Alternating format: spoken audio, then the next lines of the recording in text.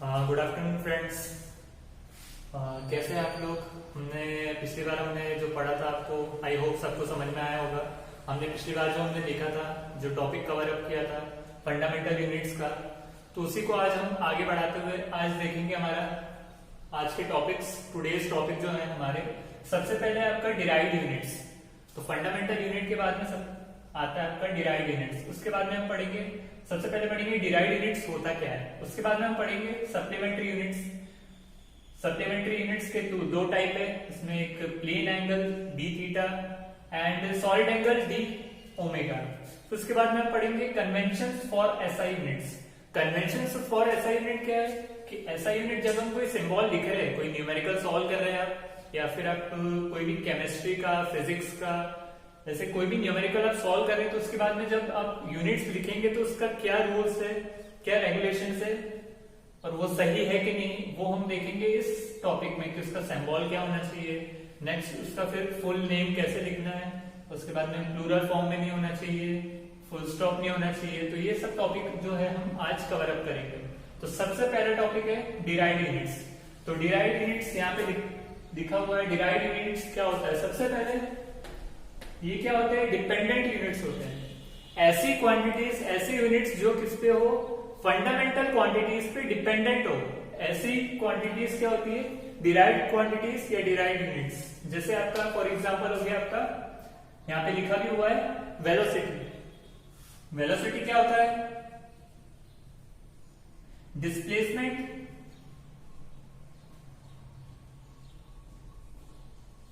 Upon time. ये इसको हम डिस्प्लेसमेंट जो है वो क्या है, एक लेंथ है। तो लेंथ क्या होती है, मीटर, और टाइम सेकेंड्स। तो वेलोसिटी की यूनिट क्या हो गई, मीटर पर सेकेंड। तो यहां पे जो वेलोसिटी बनी है ये किससे बनी है, मीटर और सेकेंड। अब मीटर आपको, जैसे हमने पिछले लेक्चर में भी हमने देखा था कि जो मीटर है वो क्या है, एक फंडामेंटल क्वांटिटी है, लेंथ है, और सेकेंड्स टाइम है, दोनों फंडामेंटल क्वांटिटी है। तो इस तरीके से जो हमारी जो डिराइव्ड क्वांटिटीज हो गई, डिराइव्ड यूनिट्स कैसे बनी, फंडामेंटल यूनिट्स से बनी। तो ऐसी यूनिट्स जो किस पे हो, डिपेंडेंट हो, किस पे, फंडामेंटल यूनिट्स पे, उसको हम क्या बोलते हैं, डिराइव्ड यूनिट्स। आई होप सबको समझ में आया होगा। ऐसी और भी एग्जांपल ले सकते हैं आपका, जैसे आपका फोर्स हो गया, वो क्या होता है, फोर्स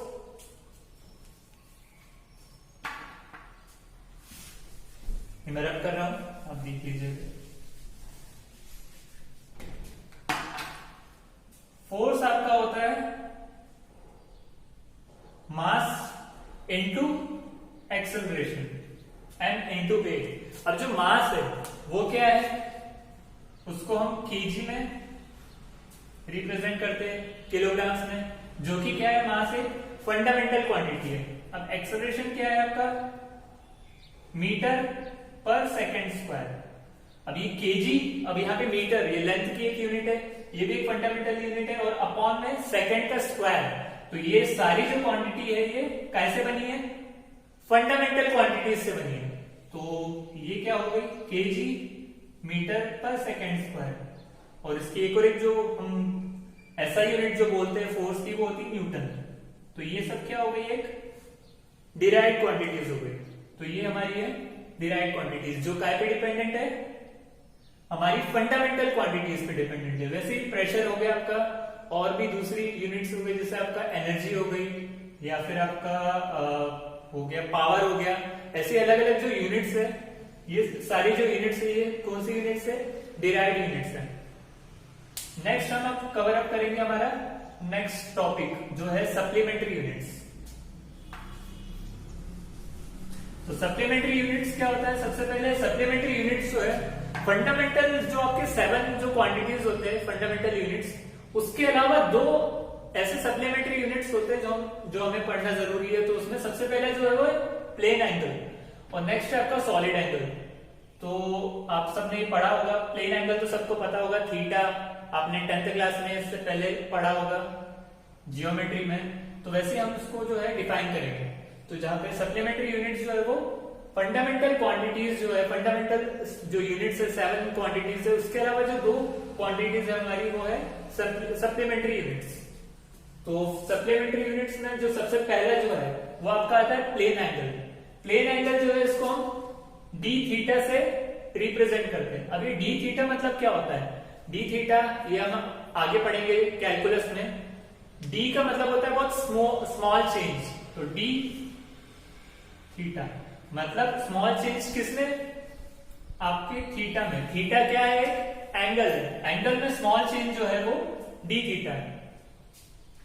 तो यहाँ पे जो प्लेन एंगल होता है डी थीटा, इसको हम कैसे डिफाइन करते हैं? तो सबसे पहले it is a ratio of length of arc of a circle to the radius of the circle. तो कोई सर्कल है, ये एक सर्कल है, सर्कल जैसे दिख तो नहीं रहा है पर है सर्कल। यहाँ पे एक आपका ये हो गया सेंटर, इसको मैंने O बोल दिया। अभी यहां से मैंने दो लेंथ जो है वो ड्रॉ करी। अभी यहाँ पे जो दो लेंथ है, यहाँ पे ये दोनों लेंथ क्या होगी? R। और R क्या होता है आपका? सर्कल का रेडियस। अभी यहाँ पे जो है ये, इसको मैंने इस पॉइंट को बोल दिया A और इस पॉइंट को बोल दिया मैंने B। अभी ये जो A B रहेगा ये क्या हो गया आपका? आर्क। ये आपका ये जो है आर्क हो गया, यहां से लेके यहां तक ये क्या हो गया आपका? आर्क। तो एंगल है यहाँ पे, ये जो आर्क है ये एक सर्कल जो है अपना, इस पे क्या करेगा? एक एंगल फॉर्म करेगा। अब यहाँ पे जो एंगल फॉर्म किया उसने, उसको मैंने बोल दिया डी थीटा। अब डी थीटा जो होगा वो क्या होगा? क्या बोला यहाँ पे? It is the ratio of length of arc. Length of arc क्या रहेगा? यहां से लेके यहां तक जो लेंथ है आर्क की, आर्क लेंथ जिसको बोलते हैं लेंथ ऑफ आर्क, तो यहां से लेके यहां तक क्या है उसको मैंने बोल दिया S। लेंथ है इसलिए मैं इसको एक S नाम दे रहा हूं, ds, स्मॉल लेंथ। भले यहाँ पे स्मॉल दिख नहीं रही है पर अपन इसको ऐसे डिफाइन कर रहे हैं, ds upon arc, arc upon radius. Radius क्या हो गया? यहां से यहां तक सेंटर से ये पॉइंट तक का डिस्टेंस, सर्कमफेरेंस का डिस्टेंस, ये आपका रेडियस। तो हमने प्लेन एंगल को कैसे डिफाइन किया? D theta is equal to ds upon r. ये आपका फॉर्मूला होगा। किसका फॉर्मूला है ये? प्लेन एंगल का, जिसको अपन किससे डिनोट करते हैं? डी थीटा से। आई होप सबको समझ में आया होगा प्लेन एंगल क्या होता है। नेक्स्ट हम आते हैं अपना नेक्स्ट सप्लीमेंट्री एंगल जो है, सप्लीमेंट्री यूनिट्स हमारा जो है वो है नेक्स्ट सॉलिड एंगल, जिसको हम बोलते हैं डी ओमेगा। D omega. अब ओमेगा आपने देखा होगा, ओमेगा किसकी यूनिट है? ओम्स जो है आपकी रेजिस्टेंस की यूनिट है। बट यहाँ पे ये रेजिस्टेंस नहीं है, क्योंकि एक सिंबल है। सिंबल हमने एक ही सिंबल जो है बहुत सारे इसमें यूज किए जाते हैं। वैसे यहाँ पे जो ओमेगा है ये एंगल के फॉर्म में यूज किया गया है। जैसे आप इलेक्ट्रिसिटी में पढ़ते हैं, करंट इलेक्ट्रिसिटी में, वहां पे जो ओमेगा है वो रेजिस्टेंस के लिए यूज किया गया है, पर यहाँ पे एंगल के लिए यूज किया गया। अब सॉलिड एंगल, अब सॉलिड एंगल जैसा आपका प्लेन एंगल होता है, वैसे ही सॉलिड एंगल जो है वो 3 डायमेंशनल केस में यूज किया जाता है। तो प्लेन एंगल जैसा आपका 2D हो गया। जैसे यहाँ पे एक आर्क बन रहा है, तो ये जो आर्क है ये 2 डायमेंशनल में, जैसा आपका बोर्ड है ये 2D है, इसमें x और y है, तो यहाँ पे ये 2D इसमें है। पर जब हम 3D केस में आते हैं तो वहां पे हम सॉलिड एंगल यूज करते हैं। सभी ने जैसे आपका वाटरमेलन खाया होगा, वाटरमेलन जब आप लेने जाते हैं तो जो सेलर है वो आपसे बोलता है कि सर आप टेस्ट करके देख लीजिए। तो वो क्या करता है, यहाँ से जो वाटरमेलन है उसमें से ऐसा काटता है, एक पीस काटता है। पीस काटने के बाद में ऐसा आपको एक मिलता है, ऐसा शेप मिलता है। अभी जो शेप है ये 2 डायमेंशनल शेप नहीं है, ये कैसा शेप है? 3 डायमेंशनल शेप है। तो यहाँ पे ये जो एंगल फॉर्म होगा इसको हम बोलते हैं सॉलिड एंगल। यहां पे बना देता हूं, इस तरीके से रहता है। ये एक स्लाइस है वाटरमेलन का, ये एक वाटरमेलन है, इसका ये स्लाइस जो रहता है, इसमें ये जो एंगल फॉर्म होता है इसको हम बोलते हैं सॉलिड एंगल, क्योंकि ये क्या है? 3 डायमेंशन, 3D में है। तो इसके बाद में आई होप सबको समझ में आ गया होगा। प्लेन एंगल की जो यूनिट होती है जिससे हम मेजर करते हैं वो होती है रेडियन। इसे हम डिग्री में भी मेजर करते हैं और रेडियन में भी मेजर करते हैं। इसकी दो चीजें, एक डिग्री में जैसे आपका 30 डिग्री हो गया, 45 डिग्री हो गया, तो ये इन डिग्री हो गया। अब हम इसको रेडियन में भी काउंट करेंगे।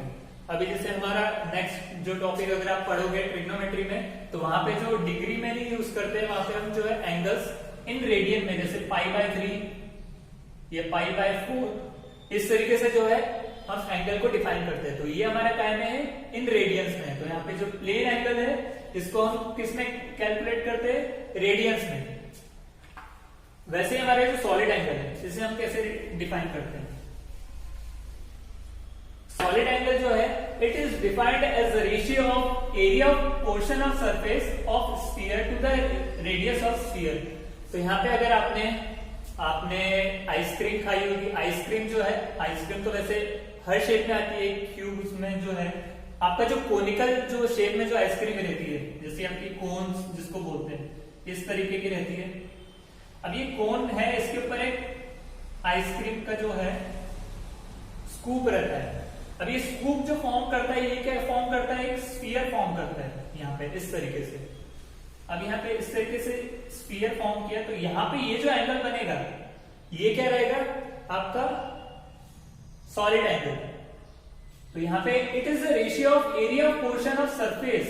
तो यहाँ पे सरफेस कौन सा रहेगा, जितना जो है ये सरफेस जो है यहाँ पे इसने जो है एनक्लोज किया है, मतलब यहाँ पे जो कोन है, कोन का ये वाला जो अपर पार्ट है, इसने जितना एरिया एनक्लोज किया है वो वाला एरिया रहेगा। पूरा सरफेस का जो पूरा सरफेस कौन सा आपका स्फीयर है, उसका पूरा सरफेस का एरिया नहीं रहेगा। कौन सा एरिया रहेगा यहाँ पे, जो ये यहाँ पे इसमें ये जो कोन का ये जो पार्ट है, ये वाला पार्ट है, इसने जितना एरिया जो है वो एनक्लोज किया है, वो वाला पार्ट क्या रहेगा आपका एरिया, ये वाला एरिया डिवाइडेड बाय आपका आर स्क्वायर। आर स्क्वायर क्या रहेगा, यहाँ पे जो भी ये ऊपर का जो पार्ट है आपका आइसक्रीम का जो पार्ट है, ये आपका क्या रहेगा, स्फीयर रहेगा। उसका जो सेंटर से डिस्टेंस है, मतलब यहाँ पे जो आर है, वो आपका हो जाएगा आपका रेडियस ऑफ दैट स्फीयर। उसका फॉर्मूला क्या हो जाएगा आपका, d omega is equal to d A, मतलब जितना एरिया जो है यहाँ पे जो आपकी आइसक्रीम का जो यहाँ पे फॉर्म किया है, मतलब ये जो इतना एरिया जो इसने लिया है, एनक्लोज किया है, डिवाइडेड बाय आर स्क्वायर।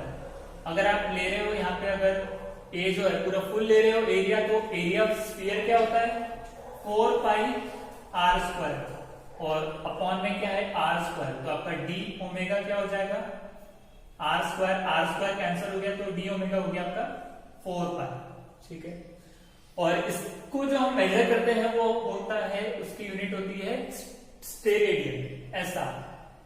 तो यहाँ पे इसकी जो यूनिट होती है प्लेन एंगल की, वो कौन सी होती है, रेडियन, और सॉलिड एंगल की जो यूनिट जिससे हम मेजर करते हैं इसे, वो होती है स्टेरेडियन, ऐसा। ये आर, ये ऐसा।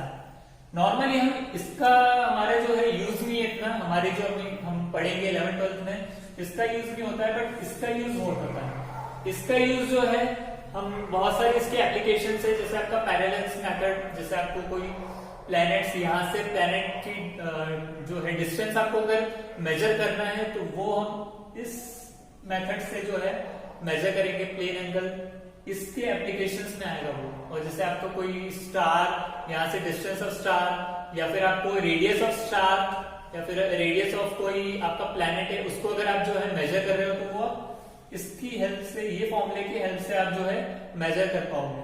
तो ये हमारा हो गया प्लेन एंगल, और ये हमारा हो गया सॉलिड एंगल। आई होप सबको समझ में आ गया होगा। तो गाइस हम जो है अब हमारे नेक्स्ट टॉपिक पे आते हैं, जो हमारा है कन्वेंशंस ऑफ एसआई यूनिट्स। तो हम एसआई यूनिट को कैसे लिखेंगे,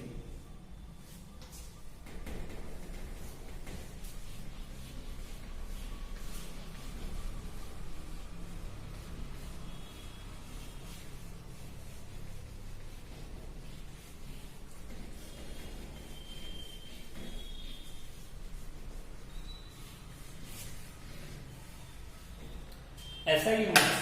तो जैसा कि हमने जो है फर्स्ट लेक्चर में पढ़ा था फंडामेंटल यूनिट्स, उसमें हमने जो है अलग अलग टाइप ऑफ यूनिट्स पढ़ा था, जैसे आपका एफपीएस हो गया, फिर आपका एमकेएस हो गया, सीजीएस हो गया, और लास्ट में हमने पढ़ा था एसआई यूनिट। तो हम जो यूज करते हैं नॉर्मली वो हम यूज करते हैं एसआई यूनिट। हमारे जो न्यूमेरिकल अप्रोच में जो हम यूज करते हैं वो एसआई यूनिट्स का यूज करते हैं।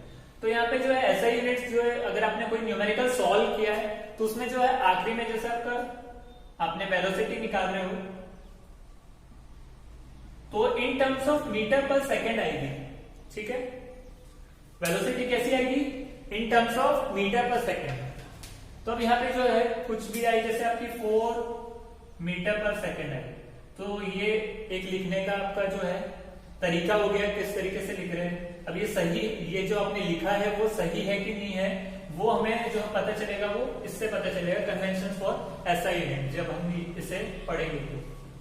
तो नेक्स्ट हमारे जो है सबसे पहला topic convention of SI unit में सबसे पहला जो है वो आता है सिंबल। तो कोई भी यूनिट है उसका सिंबल हम किस तरीके से डिफाइन करते हैं। तो जैसे आपका हर एक एसआई यूनिट का एक पर्टिकुलर सिंबल होता है। जैसे आपका लेंथ मेजर कर रहे हैं तो लेंथ का क्या रहेगा? मीटर्स। अब ये जो मीटर रहेगा, और आपका जैसे टाइम हो गया तो टाइम के लिए क्या रहेगा? सेकेंड्स। तो ये सारे जो रहेंगे ये कैसे रहेंगे? स्मॉल लेटर्स में रहेंगे, सारे स्मॉल लेटर्स में रहेंगे। मीटर, सेकेंड, केजी, तो केजी में के भी जो रहेगा ये क्या रहेगा? Small letter. मास, तो ये हमारे सारे क्या रहेंगे? स्मॉल लेटर्स में रहेंगे। इसके बाद में जैसे ये सारे इसके क्या हो गए? सिंबल। और सिंबल हम जब भी लिखेंगे तो किस फॉर्म में रहेंगे? हमेशा स्मॉल लेटर्स में। कैपिटल लेटर्स में कभी भी सिंबल्स नहीं लिखे जाते हैं अनलेस एंड अनटिल, जब तक कोई वो फुल जो है कोई साइंटिस्ट के नाम से अगर यूनिट ना हो। तो जैसे आपका फोर्स हो गया, फोर्स की यूनिट क्या है आपकी? केजी मीटर पर सेकेंड्स पर। अभी ये एक तो ये हो गई, और न्यूटन। अब यहाँ पे न्यूटन जो है, आप देखो यहाँ पे मैंने केजी मीटर पर सेकेंड स्क्वायर ये सारे स्मॉल इसमें लिखा है, बट यहाँ पे जो न्यूटन है वो मैंने कैपिटल में लिखा है। अब ये न्यूटन कैपिटल में क्यों लिखा है? क्योंकि ये कोई साइंटिस्ट के नाम के ऊपर ये यूनिट जो है वो दी गई है। जैसे आपका हो गया, इसके अलावा जैसे आपका हो गया एनर्जी की जो यूनिट होती है, एनर्जी की यूनिट होती है वो क्या होती है? जूल्स। यहाँ पे जूल कैसे लिखूंगा मैं? Capital J. तो यहाँ पे जो जे है ये हमेशा क्या रहेगा? कैपिटल रहेगा, क्योंकि यहाँ पे ये जूल जो है ये एक एनर्जी की यूनिट तो है, उसके बाद में जो जूल है ये एक साइंटिस्ट के ओनर में जो है हमने इस यूनिट का नाम जो है वो जूल देके रखा है, इसलिए यहाँ पे जो जे रहेगा वो क्या रहेगा? हमेशा एक कैपिटल लेटर रहेगा। उसके बाद में जो है ये आपका सिंबल हो गया। नेक्स्ट आता है फुल नेम। अगर आप कुछ यूनिट का फुल नेम अगर लिख रहे हो, जैसे आपने एनर्जी कैलकुलेट करी तो वो आई मान लो 45 जूल्स जे, तो ये तो सिंबल। अगर आप इसको लिख रहे हो फुल नेम, तो फुल नेम जब भी लिखोगे तो कैपिटल में फर्स्ट लेटर जो रहेगा वो कैपिटल में नहीं रहेगा, वो कैसा रहेगा? स्मॉल में रहेगा। फिर इस तरीके से कुछ तो 45 जूल अगर आई तो ये कैसे लिखी? स्मॉल्स में। फिर अब जो लिखोगे वो सारे कैसे होने चाहिए? स्मॉल लेटर्स में होने चाहिए। अगर कैपिटल लेटर में अगर आपने लिखा तो वो क्या हो जाएगा? गलत। मतलब यहाँ पे मैंने अगर इसको जे ऐसा जो है कैपिटल में लिख दिया तो ये क्या हो जाएगा? गलत। तो यहाँ पे जो है अगर आप फुल नेम अगर लिख रहे हो तो क्या होना चाहिए? हमेशा स्मॉल। अब इसके बाद में आता है नो प्लूरल फॉर्म। अब जैसे जैसे अगर आपका है फोर्स, अगर आप कोई अप्लाई कर रहे हो या फिर आपने कोई न्यूमेरिकल अगर आपने सॉल्व किया, उसका जो आंसर आया फोर्स का वो 1 न्यूटन आया। अब यहाँ पे 1 है मतलब सिंगल है, सिंगुलर फॉर्म में अगर आप लिख रहे हो। अगर आपका कोई दूसरा अगर आपने न्यूमेरिकल सॉल्व किया उसमें 2 आ गया तो 2 क्या हो गया? 1 से ज्यादा हो गया। तो इसमें ऐसा नहीं होगा न्यूटन्स नहीं होगा, मतलब न्यूटन अपोस्ट्रोफी एस, इस तरीके से हम नहीं लिखेंगे।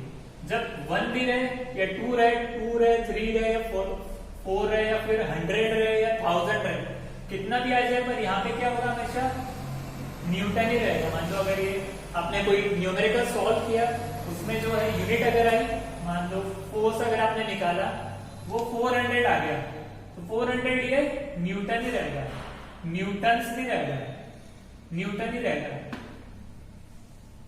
आई होप सबको समझ में आ गया होगा इतना। इसके बाद में आता है आपका no full stop.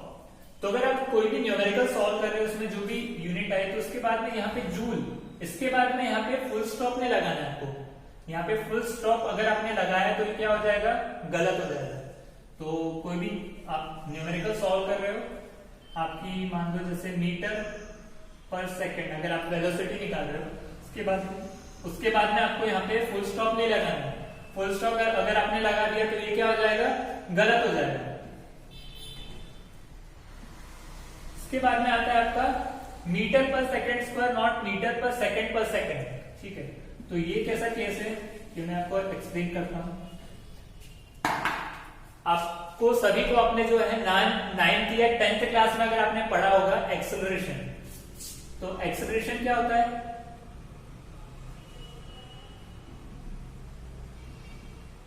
Velocity upon time. Acceleration क्या होता है, rate of change of velocity with respect to time, मतलब वेलोसिटी में कितना चेंज हो रहा है टाइम के रिस्पेक्ट में। तो यहाँ पे जो वेलोसिटी है उसकी यूनिट क्या होती है, मीटर पर सेकेंड। ठीक है, वेलोसिटी की यूनिट क्या होती है, मीटर पर सेकेंड, और टाइम की वापस से सेकेंड। तो इसको हम कैसे लिख सकते हैं, मीटर पर सेकेंड। पर ये क्या हो जाएगा, गलत। ये क्या हो जाएगा, गलत। यहाँ पे लिख के भी रखा है मीटर पर सेकेंड क्या हो जाएगा, गलत। तो इसका सही रिप्रेजेंटेशन कैसा है,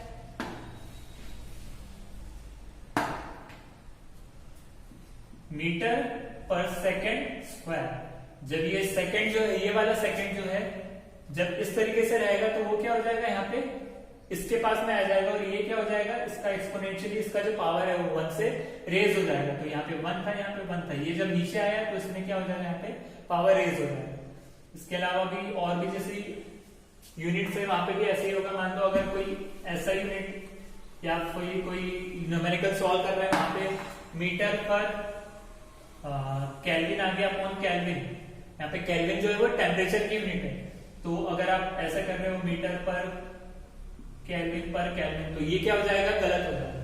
तो कैसे लिखना है, मीटर पर केल्विन स्क्वायर, इस तरीके से।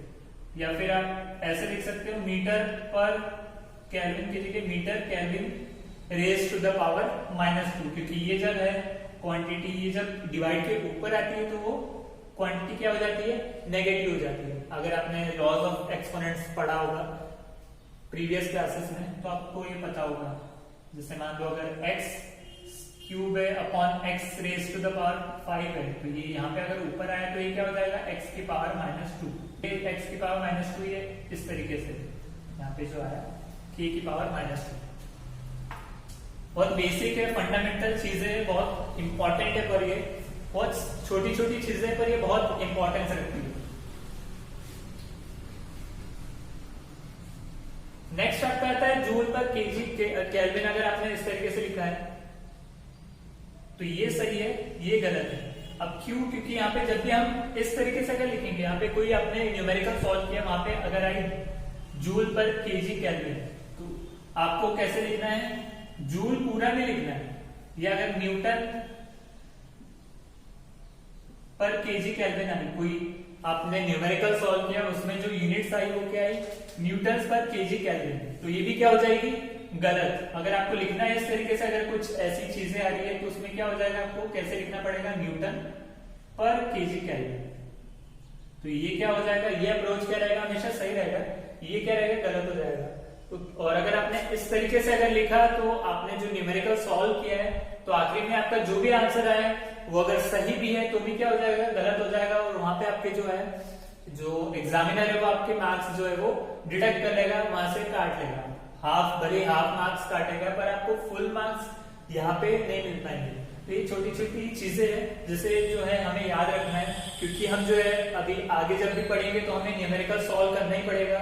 11th में 12th में अगर आप हायर स्टडीज के लिए जाते हैं, वहां पे भी आपको जो है न्यूमेरिकल्स तो आने ही है। तो न्यूमेरिकल्स आने हैं तो उसमें जो यूनिट्स है वो सही लिखना जो है वो बहुत ज्यादा जरूरी है। तो इसलिए जो है आई होप सबको जो है आज का जो लेक्चर में जो भी टॉपिक्स हुए कवर, जो आपके डिराइव्ड यूनिट्स हुए, उसके बाद में सप्लीमेंट्री। डिराइव्ड यूनिट्स क्या होते हैं, जो डिपेंडेंट होते हैं फंडामेंटल यूनिट्स पे। उसके बाद में आता है आपका सप्लीमेंट्री यूनिट्स में। सबसे पहले प्लेन एंगल क्या होता है, it is the ratio of arc जितना सबटेंड किया है अपॉन रेडियस, जो रेडियस ऑफ सर्कल है। उसके बाद में सॉलिड एंगल, तो उसमें जो है एरिया एनक्लोज किया डिवाइडेड बाय आपका रेडियस का स्क्वायर, मतलब जो भी स्फीयर है उसका जो रेडियस है उसका स्क्वायर। उसके बाद में अपन ने पढ़ा कि कन्वेंशंस फॉर एसआई यूनिट्स। तो कन्वेंशंस फॉर एसआई यूनिट में क्या है, सिंबल किस तरीके से लिखना है, फुल नेम लिखना है तो किस तरीके से लिखना है, प्लूरल फॉर्म नहीं होना चाहिए, जैसे आपका न्यूटन, न्यूटन्स नहीं होना चाहिए, न्यूटन ही रहना चाहिए, भले वो अगर आपका सिंगुलर से प्लूरल फॉर्म में, जैसे आपका 40 से 40 न्यूटन तक 40 न्यूटन्स नहीं होना चाहिए, 40 न्यूटन ही रहना चाहिए। ये सही अप्रोच रहेगा आपका। नेक्स्ट आता है आपका नो फुल स्टॉप। यहाँ पे लिखने के बाद में यहाँ पे फुल स्टॉप नहीं लगाना है आपको, ये क्या हो जाएगा, गलत हो जाएगा। सही क्या रहेगा, इसको ऐसे ही रहने देना है, इसी तरीके से लिखना है। फिर मीटर पर सेकंड स्क्वायर आपको इस तरीके से लिखना है, इस तरीके से नहीं लिखना है। मीटर पर सेकंड इस तरीके से नहीं लिखना है आपको। कैसे लिखना है, मीटर पर सेकंड स्क्वायर। उसके बाद में आता है आपका जूल पर केजी केल्विन। तो यहाँ पे जूल जो है वो फुल आपको उसको जूल की जो स्पेलिंग पूरी नहीं लिखनी है, किस तरीके से लिखना है, सिर्फ आपको उसका फर्स्ट लेटर, वो भी कैसे लिखना है, कैपिटल। क्योंकि कैपिटल क्यों लिखना है, क्योंकि यहाँ पे जो है जूल एक साइंटिस्ट के ओनर में यहाँ पे एनर्जी की यूनिट जो है वो जूल देके रखी है, इसलिए यहाँ पे जे जो है वो हमेशा कैपिटल में होना चाहिए। और यहाँ पे जैसे न्यूटन हो गया, फिर जूल हो गया, फिर आपका पास्कल। आपने जैसे प्रेशर पढ़ा होगा, प्रेशर में भी जो है वो प्रेशर की जो एसआई यूनिट होती है वो क्या होती है, पास्कल। तो पास्कल में भी जो पी है वो आपका क्या होना चाहिए, कैपिटल होना चाहिए। और भी जैसे यूनिट है ओम्स, तो ऐसे जो भी यूनिट्स आ रही है, तो वहां पे जो किसी साइंटिस्ट के ओनर में अगर उसका नाम रखा गया है तो उसका जो फर्स्ट लेटर होना चाहिए वो कैसा होना चाहिए, हमेशा कैपिटल होना चाहिए। तो आई होप जो है हमने जो भी टॉपिक कवर अप किए है वो आपको समझ में आए होंगे। तो ठीक है, फिर थैंक यू, बाय बाय।